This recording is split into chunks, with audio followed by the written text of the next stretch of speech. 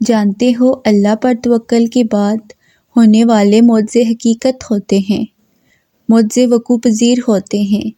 جب تم مسلسل آسانی کی دعا مانگتے ہو، تمہیں کیا لگتا ہے کہ اللہ پاک جواب نہیں دیتا؟ جب تم دعا مانگتے ہو، اللہ تب کہیں کسی کے دل کو نرم کر رہا ہوتا ہے، کہیں کسی کے ذہن میں کوئی خیال ڈال رہا ہوتا ہے، غرض تمہارے لیے اسباب بنا رہا ہوتا ہے، اور تمہیں لگتا ہے کہ تمہاری دعائیں رائگاں جا رہی ہیں۔ فرق بس اتنا ہے کہ اللہ پاک جو تمہارے لیے کرتا ہے وہ تمہیں نظر نہیں آتا۔ اگر نظر آنے لگے یا تمہیں کسی طرح اللہ کے منصوبے کا علم ہو جائے تو ایمان کیسا، آزمائش کیسی؟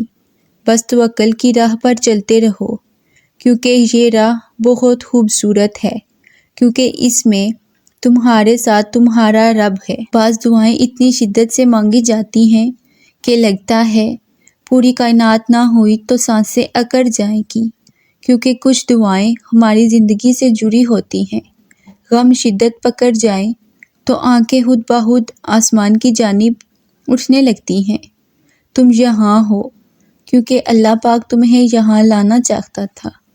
جو کھویا ہے تم نے وہ اللہ کی مصلحت کا حصہ تھا۔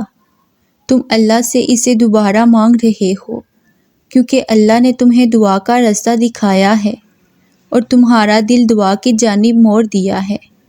یہ سب اللہ کی مرضی سے ہوا ہے، تو پریشان کیوں ہو؟ ان دعاؤں کو معجزوں میں بدلنا اللہ کا کام ہے، تو تم صرف دعا کرو جو تمہارا کام ہے۔ اللہ کے کام کی فکر چھوڑ دو، کیونکہ وہ اپنا کام کرنا بخوبی جانتا ہے۔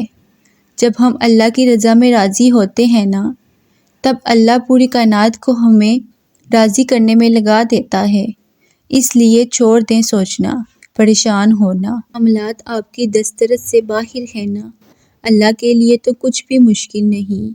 اس لیے صبر سے انتظار کریں، اللہ سے شکوے کر کے اپنا صبر اور اجر ضائع نہیں کریں۔ بہت جلد آپ کو آپ کے صبر کا اجر ملے گا، انشاءاللہ۔